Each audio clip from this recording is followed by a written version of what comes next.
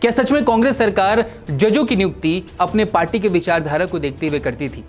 1967 की इंदिरा गांधी कांग्रेस सरकार न्यायिक नियुक्ति में इस तरीके से घुस चुकी थी कि वो खास तौर पर ये चेक करने लगी थी कि कहीं कोई भी कैंडिडेट किसी भी तरह की विपक्षी पार्टी से तो नहीं जुड़ा, या फिर उनके समर्थन में कोई बयान तो नहीं देता है, या फिर कभी भी कांग्रेस के विरोध में उसने कोई बात तो नहीं कही है।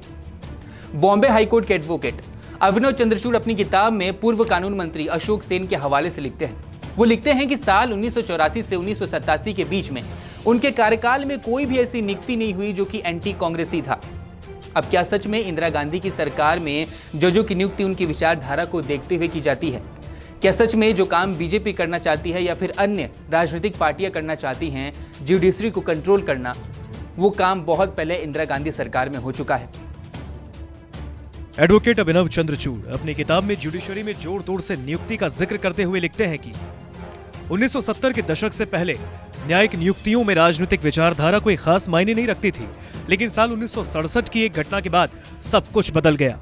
फरवरी 1967 में सुप्रीम कोर्ट के 11 जजों की बेंच ने गोलकनाथ बनाम पंजाब सरकार केस में 6-5 के बहुमत से फैसला सुनाया। फैसला ये बताता है मूलभूत अधिकारों में बदलाव के लिए संविधान में संशोधन का संसद को कोई अधिकार नहीं है। आगे अभिनव चंद्रचूड़ बताते हैं कि इसी केस के बाद गृह मंत्रालय की जगह कानून मंत्रालय न्यायिक नियुक्तियों का काम देखने लगी। इंदिरा गांधी सरकार ने गोलकनाथ केस के जजमेंट को पलटवाने के लिए सुप्रीम कोर्ट में धड़ाधड़ अपनी पसंद के जजों की नियुक्ति की। उस वक्त इंदिरा गांधी सरकार में एस मोहन कुमार मंगलम कैबिनेट मंत्री हुआ करते थे। मद्रास के एडवोकेट जनरल रहे कुमार मंगलम ने गोलकनाथ केस में हारने वाले पक्षों की तरफ से पैरवी की। उस वक्त सरकार की तानाशाही इतनी बढ़ गई थी कि बाद में कुमार मंगलम ने खुलेआम इस बात की वकालत की कि सुप्रीम कोर्ट में नियुक्ति के लिए जज की विचारधारा भी देखी जानी चाहिए। पूर्व चीफ जस्टिस वाई.वी. चंद्रचूड़ भी इस बात की तस्दीक देते हैं।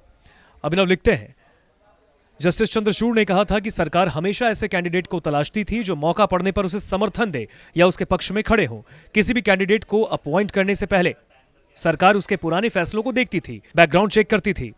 एडवोकेट अभिनव चंद्रचूड़ की किताब इस बात को साफ दर्शाती है कि सरकार चाहे किसी की भी क्यों ना हो, सभी न्यायपालिका को अपने हिसाब से कंट्रोल करने की कोशिश करते हैं। बताया तो ये भी जाता है कि गोलकनाथ बनाम पंजाब सरकार का केस एक ऐसा केस नहीं था जिसने इंदिरा गांधी सरकार को इस कदम को उठाने के लिए उकसा दिया था।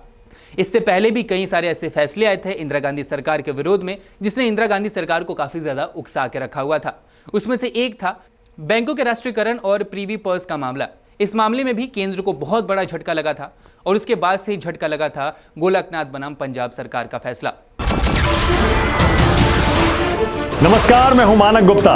अगर आपको हमारा ये वीडियो पसंद आया हो तो इसे लाइक और शेयर जरूर करें, और हां, हमें सब्सक्राइब और फॉलो करना ना भूलें ताकि आप देश और दुनिया की कोई खबर मिस ना करें। तो जुड़े रहिए हमारे साथ और देखते रहिए न्यूज़ 24।